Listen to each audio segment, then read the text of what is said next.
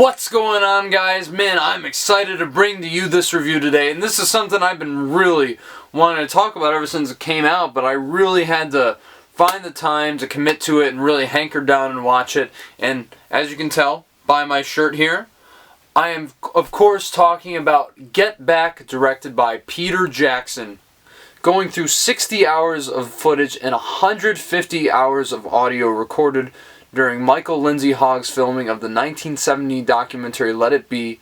Peter Jackson not only restores footage to the most crisp and pristine quality imaginable, but also attempts to prove that the Let It Be sessions were anything but bitter. And I mean, let's be honest, guys. This documentary is a little biased. I mean, you have Paul and Ringo producing it, as well as Yoko and Olivia Harrison giving the sign-off.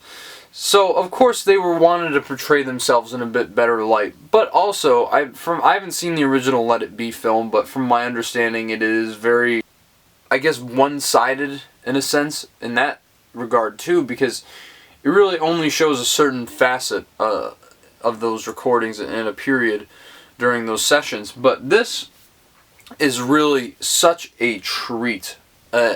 I mean, really, how can you not appreciate this? Especially after Peter Jackson's documentary, They Shall Not Grow Old, which restored World War I footage to 24 frames per second and made it look almost contemporary, which is just astounding how far technology has come, but especially Peter Jackson's prowess as a filmmaker and editor.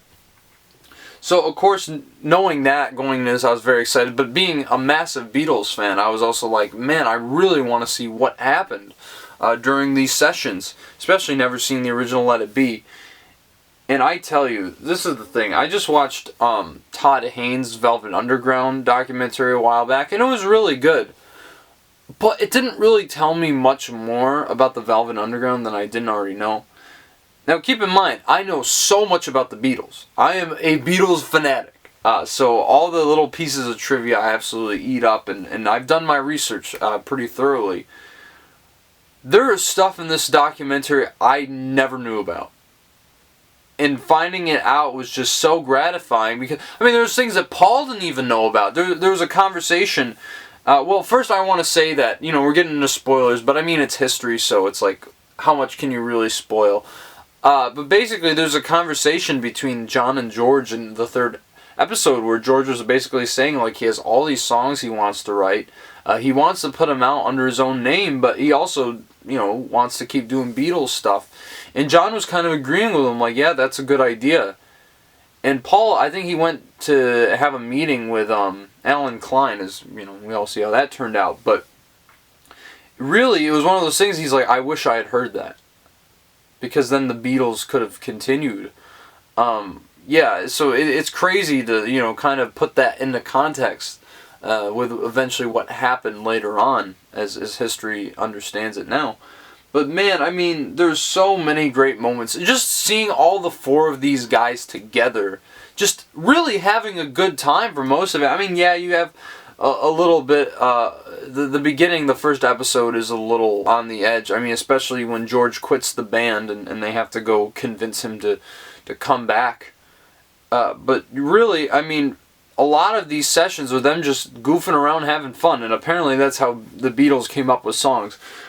So, don't ask me why, but I think it just goes to show how talented of musicians they were. Plus, on top of that, like, if Paul has to go play piano for a song, John Lennon will just jump on bass. And, it's just crazy how multifaceted they were musically. I mean, really, they could just do anything, these guys, and just understood each other so well musically. Like, Ringo, he didn't say much during the documentary, but he would just sit at the drum kit, and they just start playing a song, and he'd just pick it up immediately and give them the beat to the song, which is, I mean, pretty incredible, and shows that they didn't really need to tell Ringo much for him to get it. Also, the things they say to each other, there's some of the funniest lines I've heard, just the Beatles' humor, them interacting with each other. There's one moment that just killed me. I was cackling for like at least a minute when Paul just having a conversation between George Martin, I think Glenn Johns, and Ringo just says, in the middle, blurts out, he's like, I faunted. It's like, what? It was like so matter of fact, too, and it was just, oh my goodness.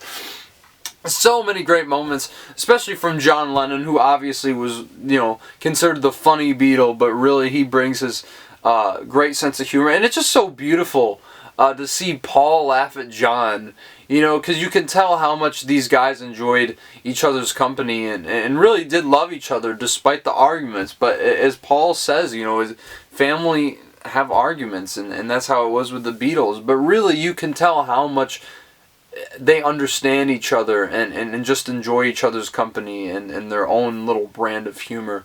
And another thing that was just crazy to me is like seeing these guys perform their solo songs. And I don't mean John performing Give Me Some Truth. I'm talking about like Paul performing Give Me Some Truth. Which was really such a mind trip to me. I was like, what? I never realize that song started that early. And that Paul was also, that's the thing. I don't even know why he wasn't credited as a songwriter. I guess because John Lennon came out with it after the Beatles. But really seeing them perform their solo songs, like George coming up with All Things Must Pass.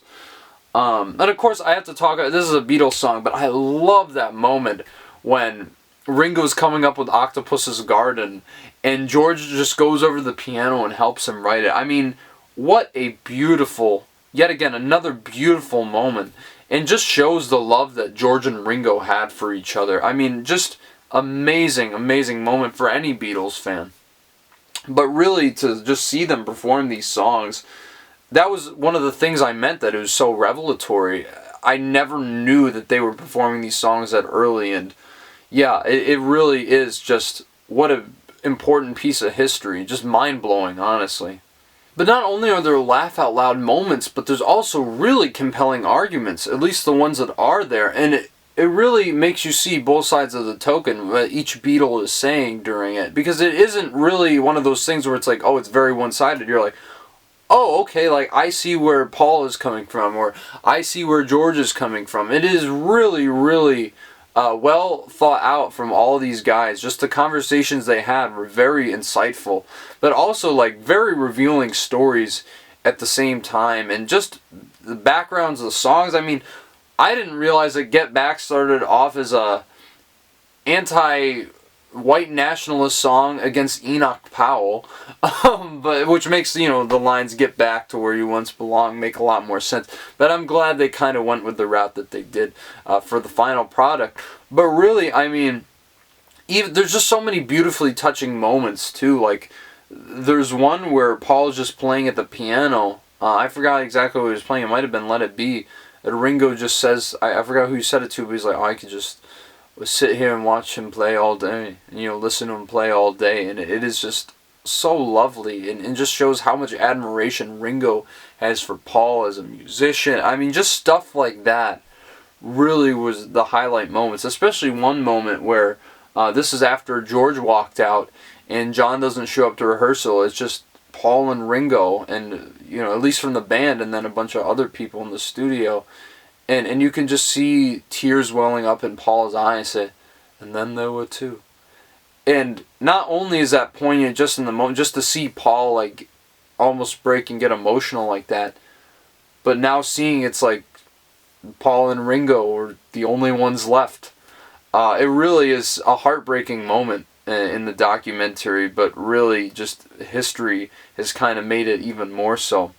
And there's also a really, really compelling argument between John and Paul, kind of centered around George and his contributions to the group, and kind of like how they view each other as leaders of the group. And I mean, looking from the outside in, like everybody says, oh yeah, Paul was like the spearhead and the creative force behind the Beatles, at least, during the Sgt. Pepper era and all that, like with the albums.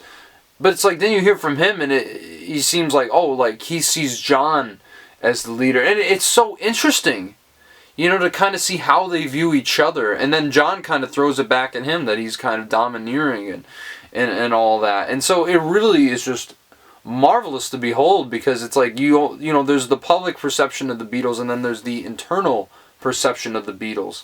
And I just think that's, yet again, another just incredibly insightful piece of information highlighted in the documentary. But of course, you got to talk about the Rooftop Scene, because that is just, that's history. That literally is a historical moment in time where they just said, yeah, screw the police, we're going to do this on top of the roof without a permit.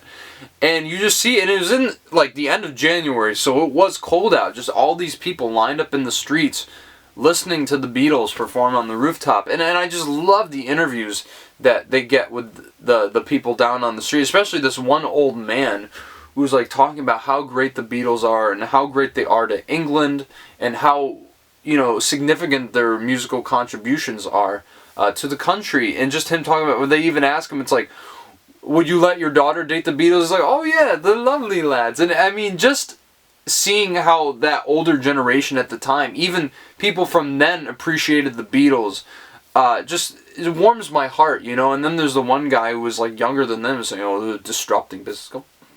Anyway, I won't say much more about that guy. But still, like, to see these people reacting to this, enjoying this music that was great at the time and still is great today, is just marvelous. And like, there's even an interview earlier in the documentary with an Apple scruff, who, you know, the people who stood outside of Apple Studios and, you know, try to see the Beatles. And they're asking her about John and Yoko's relationship, which was always been vilified or kind of played out to be bizarre in the press. And I mean, in a lot of ways it was, but they asked her about it, and they're like, what do you think about it? It's like, well, that's between them. Like, that's really none of my business, and, you know, it shouldn't be any of our business. It's something along those lines. And I thought, damn, I was like, if every fan was like that, can you imagine? It was just such a insightful response, very mature, very poignant, and I just really, whoever that woman is, I just respect the hell out of her for that, because it was very dignified, the way she approached that, unlike the media, of course. But yeah, back to the Rooftop. I mean, I never realized necessarily like that they only performed 5 songs, and that they were recorded live and appeared on the Let It Be album, which was great. So that was really great seeing all that happening. But when the police start coming in and Mal Evans keeps like putting them off, it's like, oh yeah, we'll go turn down the amp, and then he does nothing about it. I mean, Mal Evans was the GOAT, man. He had their backs 100%.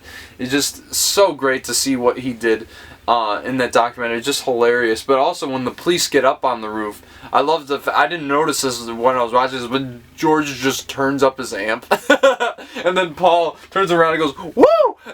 It's just so great.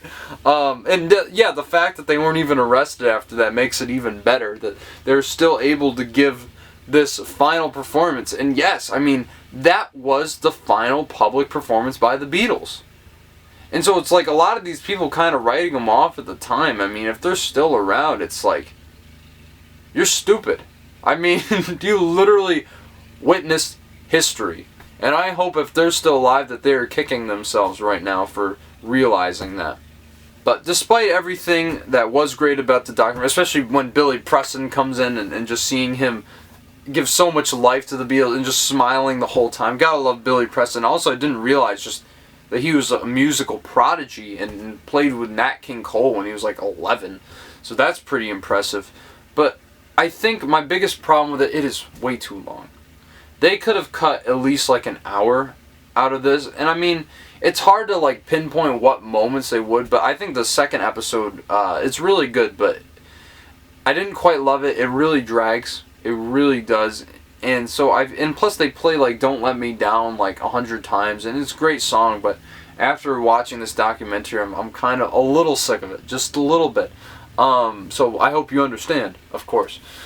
But really, I mean, it's like, how can you not love this?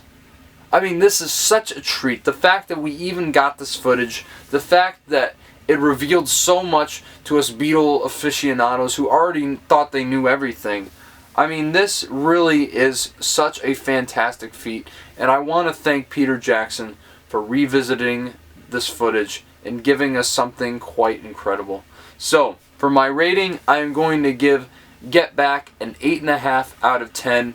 Really, if you guys haven't checked this out, if you guys are Beatles fans especially, because I think for, you know, kind of like casual fans, it might be a little bit of a slog to get through. But if you really appreciate the Beatles like someone like I would, Gotta check this out. It's on Disney Plus. Go ahead, if you don't have a subscription already, get it. Even, if you have to pay out to these corporate shills just to watch this Beatles documentary, it is definitely worth it.